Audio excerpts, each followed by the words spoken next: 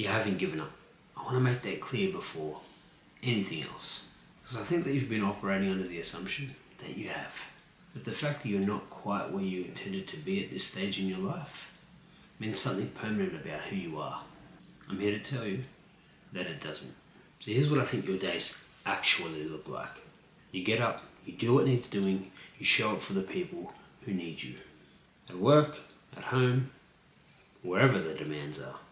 And somewhere in all that chaos, you carry the version of yourself, the one that's in your head, the one that you intended to become, the one that you still believe you can become, if life just cooperated, if things just lined up. And every now and then, usually a late night or on a Sunday before the week starts, you take stock. And the gap between where you are and where that man is, it's uncomfortable. Not in a dramatic way, not in a crisis. Just that quiet, persistent awareness that you're not quite living the life that you were meant to. So you make a plan, you commit, you mean it this time. All of that is true.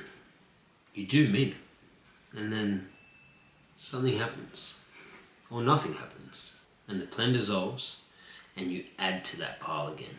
That is not giving up. I need you to hear that clearly. The man who has genuinely given up doesn't feel anything when he looks in the mirror. He's made peace with the drift. There's no discomfort because there's no gap. He's stopped measuring himself against anything. But that's not you.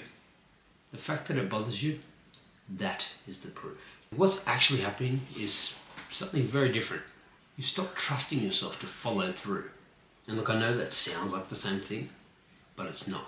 Giving up, that's permanent. The loss of self-trust is recoverable. They're completely different problems with completely different solutions. The man who's given up needs a reason to care. You already have that. You care deeply. You just don't believe your own word anymore.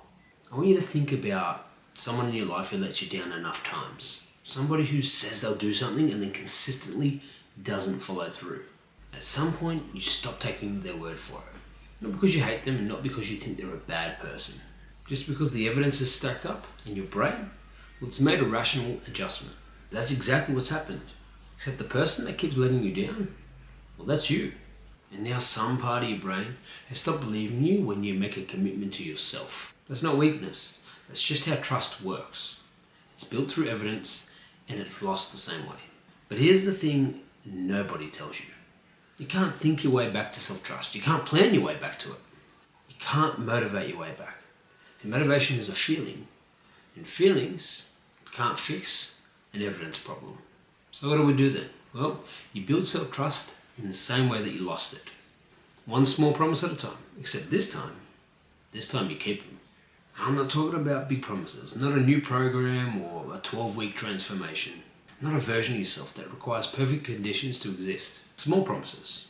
So small that they'd feel embarrassing to break. You said you'd do 10 minutes. Do 10 minutes. You set your alarm for 6 a.m. Get up at 6 a.m. You said you'd go for that walk. Go for that walk. So each one of those is a deposit. Each one of those is proof. And proof, slowly, quietly, starts to rebuild the case that you are who you say you are. That's where all of this starts. Not with the transformation, with one kept promise. That man that you believed you'd become, he isn't gone. He's just been waiting for you to start keeping your word to yourself. Calloused, built, not given.